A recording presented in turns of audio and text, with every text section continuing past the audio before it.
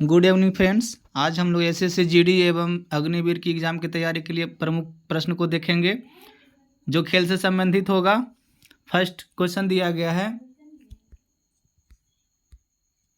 खो खो में कितने खिलाड़ी एक टीम में होते हैं? तो ऑप्शन ए में दिया गया है 11, ऑप्शन बी में दिया गया है 17, ऑप्शन सी में दिया गया है 12 और ऑप्शन डी में दिया गया है 9। तो इस प्रश्न का आंसर हो जाएगा आपका ऑप्शन नंबर डी यानी कि 9। अब हम लोग क्वेश्चन नंबर सेकंड को देखेंगे। क्वेश्चन नंबर सेकंड में दिया गया है, वाटर पोलो में एक पक्ष में खिलाड़ियों की संख्या कितनी होती है? ऑप्शन ए में दिया गया है 5, ऑप्शन बी में दिया गया है 6, ऑप्शन सी में दिया गया है 7 और ऑप्शन डी में दिया गया है 8। तो इसका आंसर हो जाएगा आपका ऑप्शन सी यानी कि 7।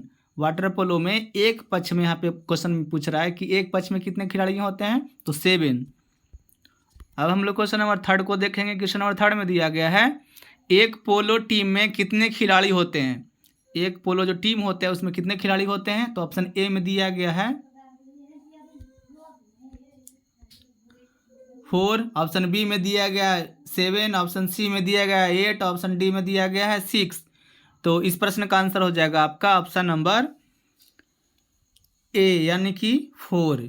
एक पोलो टीम में कितने खिलाड़ी होते हैं? तो 4 खिलाड़ी होते हैं। अब हम लोग क्वेश्चन नंबर 4 को देखेंगे। क्वेश्चन नंबर 4 में दिया गया है, बेसबॉल में प्रत्येक पक्ष में खिलाड़ियों की संख्या कितनी होती है? प्रत्येक पक्ष पूछ रहा है। ऑप्शन ए में दिया गया है 9, ऑप्शन बी में दिया गया है 11, ऑप्शन सी में दिया गया है 15, ऑप्शन डी में दिया गया है 7। तो इसका आंसर हो जाएगा आपका ऑप्शन नंबर ए यानी कि 9 खिलाड़ी बेसबॉल के प्रत्येक पक्ष में होते हैं। अब हम लोग क्वेश्चन नंबर 5 को देखेंगे। क्वेश्चन नंबर 5 में दिया गया है, वॉलीबॉल की प्रत्येक टीम में खिलाड़ियों की संख्या कितनी होती है? तो ऑप्शन ए में दिया गया है 6, ऑप्शन बी में दिया गया है 7, ऑप्शन सी में दिया गया है 8, ऑप्शन डी में दिया गया है 9। तो इस प्रश्न का आंसर हो जाएगा फ्रेंड्स आपका ऑप्शन नंबर ए यानी कि 6। अब हम लोग क्वेश्चन नंबर 6 को देखेंगे। क्वेश्चन नंबर 6 में दिया गया है, बास्केटबॉल के खेल में दोनों और कितने कितने खिलाड़ी होते हैं? यानी कि बास्केटबॉल जो होता है उसमें दोनों ओर कितने कितने खिलाड़ी होते हैं? तो ऑप्शन ए में दिया गया है 5, ऑप्शन बी में दिया गया है 6, ऑप्शन सी में दिया गया है 7, ऑप्शन डी में दिया गया है 4। तो इस प्रश्न का आंसर हो जाएगा आपका ऑप्शन नंबर ए यानी कि 5। अब हम लोग क्वेश्चन नंबर 6 को देखेंगे, सॉरी 7 को देखेंगे। क्वेश्चन नंबर 7 में दिया गया है, कितने खिलाड़ी एक टीम में मैदान पर क्रमशः खो खो, कबड्डी, वॉलीबॉल व बास्केटबॉल में खेलते हैं?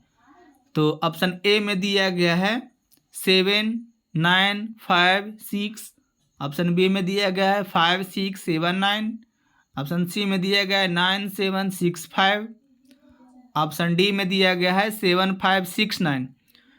तो इस प्रश्न का आंसर हो जाएगा फ्रेंड्स आपका ऑप्शन नंबर सी यानी कि 9, 7, 6, 5। मतलब ये हुआ कि खो खो में आपका 9 खिलाड़ी, कबड्डी में 7, वॉलीबॉल में 6 और बास्केटबॉल में 5 खिलाड़ी होते हैं। तो अब हम लोग क्वेश्चन नंबर 8 की तरफ बढ़ेंगे। क्वेश्चन नंबर 8 में दिया गया है, वॉलीबॉल, बास्केटबॉल तथा बेसबॉल खेल में प्रत्येक पक्ष में खिलाड़ियों की संख्या क्रमशः क्या होती है? तो ऑप्शन ए में दिया गया है 5, 6, 9, ऑप्शन बी में दिया गया है 6, 9, 5, ऑप्शन सी में दिया गया है 6, 5, 9 और ऑप्शन डी में दिया गया है 6, 5, 7। तो इस प्रश्न का आंसर आपका हो जाएगा ऑप्शन नंबर सी यानी कि 6, 5, 9। यानी कि वॉलीबॉल में 6 खिलाड़ी होते हैं, बास्केटबॉल में 5 खिलाड़ी होते हैं और बेसबॉल में 9 खिलाड़ी प्रत्येक पक्ष में होते हैं।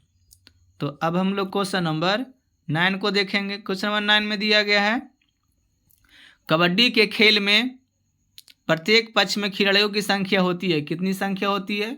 तो ऑप्शन ए में दिया गया है 5, ऑप्शन बी में दिया गया है 6, ऑप्शन सी में दिया गया है 7 और ऑप्शन डी में दिया गया है 8। तो इस प्रश्न का आंसर क्या हो जाएगा? कमेंट बॉक्स में भी लिख सकते हैं।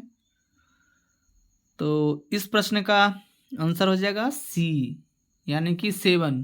कबड्डी के प्रत्येक पक्ष में 7 खिलाड़ी होते हैं।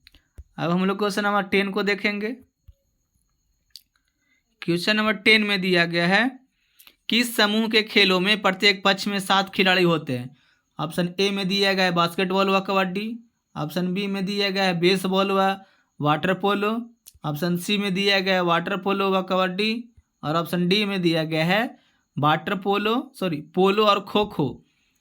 तो इस प्रश्न का आंसर हो जाएगा आपका ऑप्शन नंबर सी, यानी कि वाटर पोलो और कबड्डी। अब हम लोग क्वेश्चन नंबर 11 को देखेंगे। क्वेश्चन नंबर 11 में दिया गया है, निम्नलिखित में से किस खेल को प्रत्येक पक्ष की टीम में 11 खिलाड़ी नहीं होते हैं? 11 खिलाड़ी नहीं होते हैं।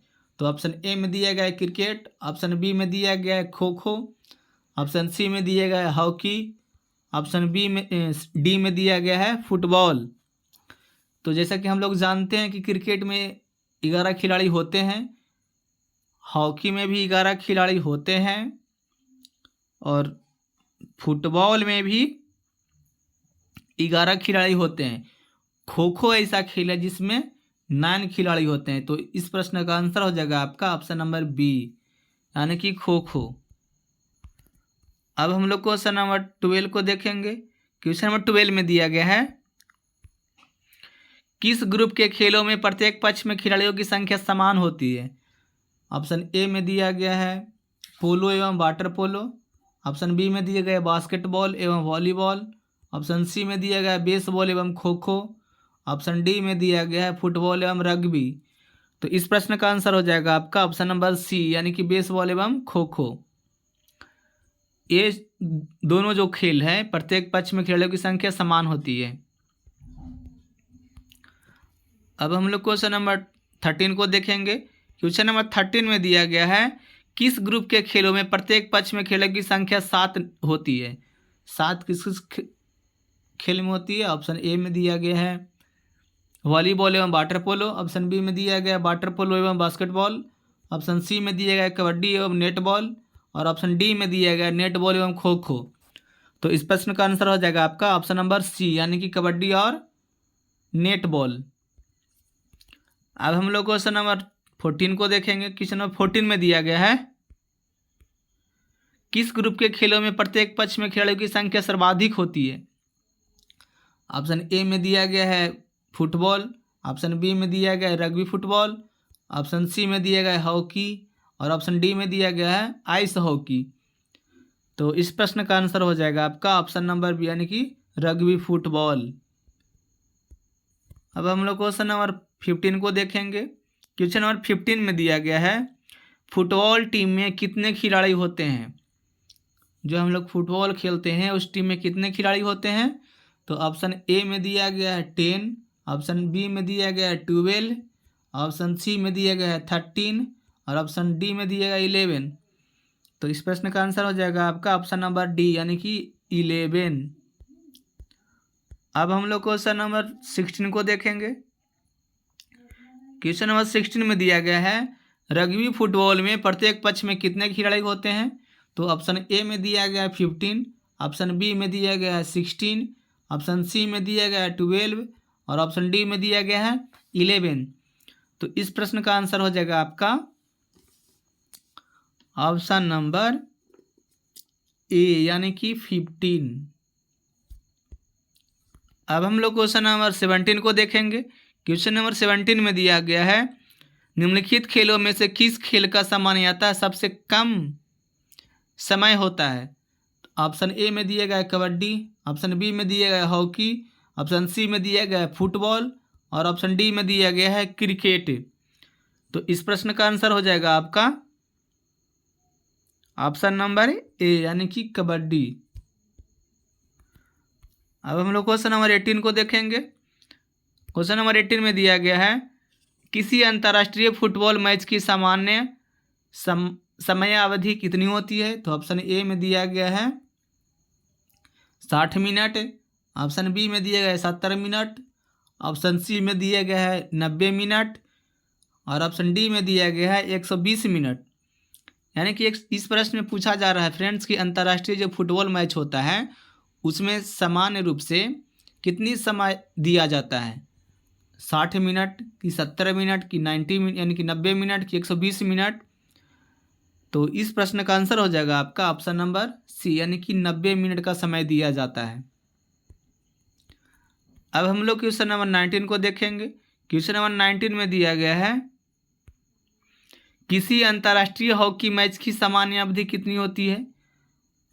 यानी कि अब अंतर्राष्ट्रीय जो हॉकी मैच खेला जाता है उसमें कितना समय दिया जाता है। ऑप्शन ए में दिया गया है 70 मिनट, ऑप्शन बी में दिया गया है 60 मिनट, ऑप्शन सी में दिया गया है 80 मिनट और ऑप्शन डी में दिया गया है 90 मिनट। तो इस प्रश्न का आंसर हो जाएगा आपका ऑप्शन बी, यानी कि 60 मिनट। हॉकी मैच जो होती है अंतर्राष्ट्रीय मैच वो 60 मिनट की होती है। अब हम लोग क्वेश्चन नंबर 20 को देखेंगे।